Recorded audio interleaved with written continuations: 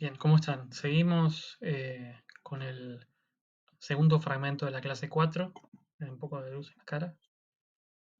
Estábamos hablando del trabajo y se me cortó el fragmento y me tocaba ahora hablar un poco del trabajo del plano jurídico en el abordaje que hace Barré.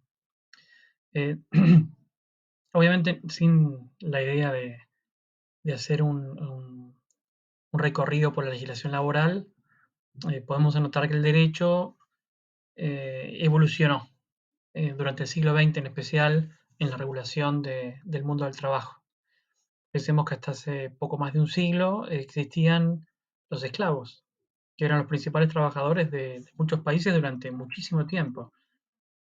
Digamos, la esclavitud funcionó durante siglos y milenios como la principal forma de trabajo, del trabajo del esfuerzo humano a partir del uso del cuerpo. ¿Eh? Piensen que países como Brasil recién abolió la esclavitud en 1888, no hace tantísimo tiempo. Argentina recién, con nuestra Constitución Nacional, en 1853, prohibió la, la esclavitud. En 1813 hemos decretado libertad de vientres, pero seguía habiendo esclavos. Por ahí, si quieren buscar en Google, pueden ver que hay un aviso de la Nación de 1879, creo que era, que ofrecía para quien quisiera este, buscar indios para servicio doméstico. El título era algo así como que o reparto de indios y uno podía llevarse un indio para servicio doméstico. Indio no importaba si se lo tomaba juntos, separaba a las familias, lo que fuera. Eh, prácticamente como una cosa.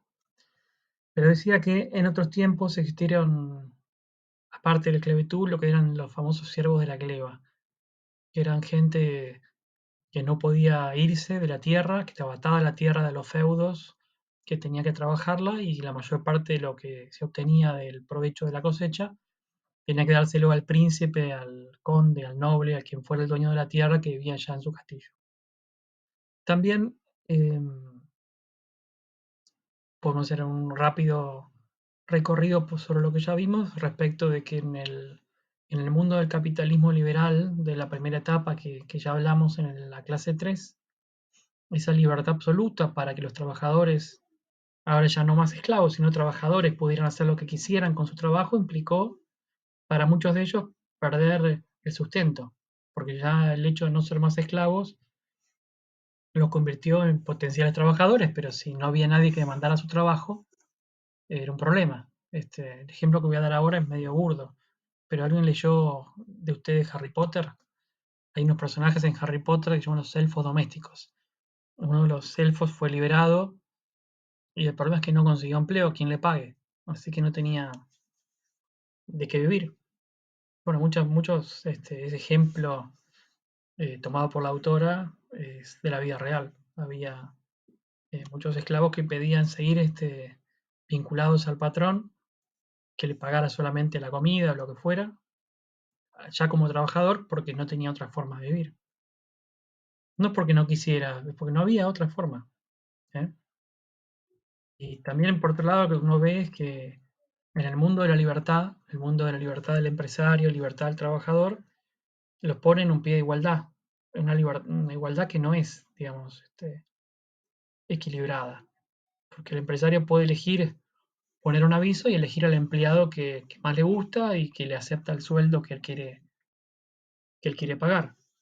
En cambio, el empleado que hace la fila para buscar ese empleo también puede elegir aceptar o no ese empleo, pero si no lo acepta, la chance que tiene es o buscar otro, no siempre encuentra, muchas veces no se encuentra, o morirse de hambre. Con lo cual uno ve que uno tiene motivos diferentes para aceptar o no la propuesta del otro. Y ahí es que el rol de los sindicatos es justamente el de negociar colectivamente con los empresarios para hacer frente a esa desigualdad.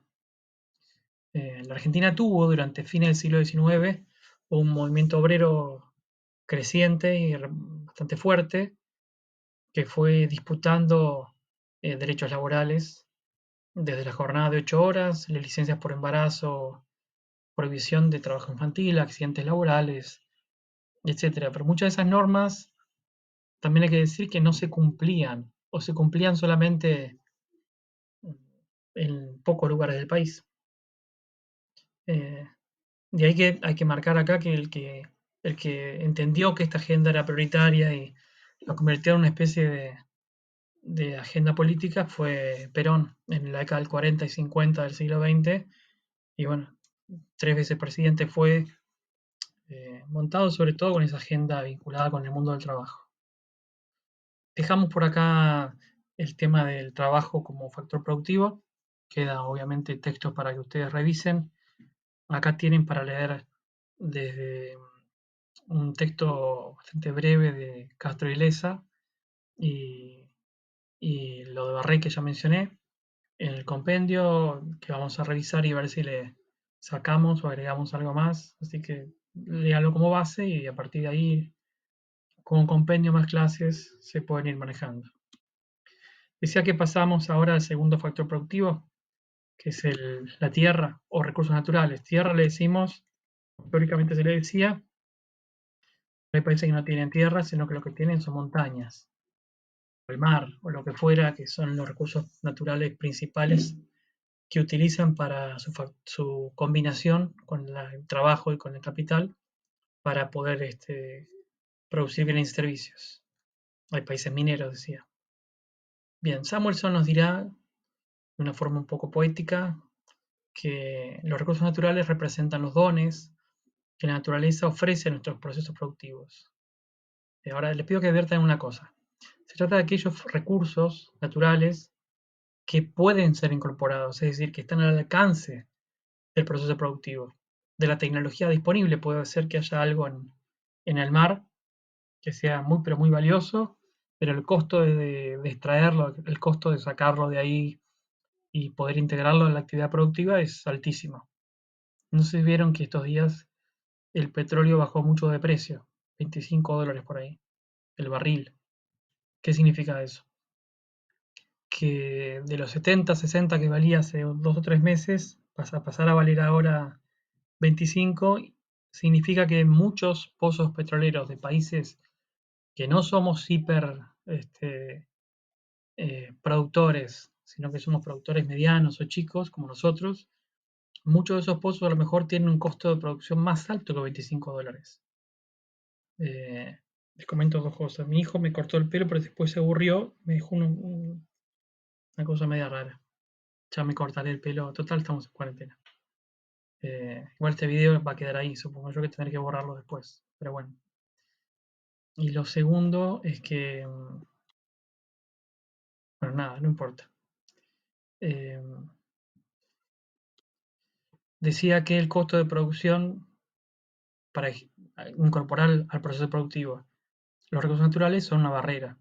Y eso hace que, por ejemplo, el continente antártico se mantenga prácticamente ajeno a toda actividad productiva, mitad porque los países tratan de evitar contaminarlo y demás, pero también porque está demasiado lejos. Todavía no es buen negocio. Hasta que descubran por ahí en algún momento algún mineral que solamente está en la Antártida y que sirve mucho para producir celulares o lo que fuera, y ahí seguramente va a haber presión para, para explotarlo. Acuérdense, no sé si algunos saben o no, que la Argentina descubrió petróleo en 1860, hace mucho tiempo, pero que no lo pudo explotar de verdad porque estaba en Salta. Y hubo que esperar casi 50 años más para que en Comodoro Rivadavia, en 1907, se descubriera un importante pozo petrolero y como estaba al lado del mar, fue posible transportarlo por barco y eso hizo que la Argentina se incorpore al lote de países productores de petróleo.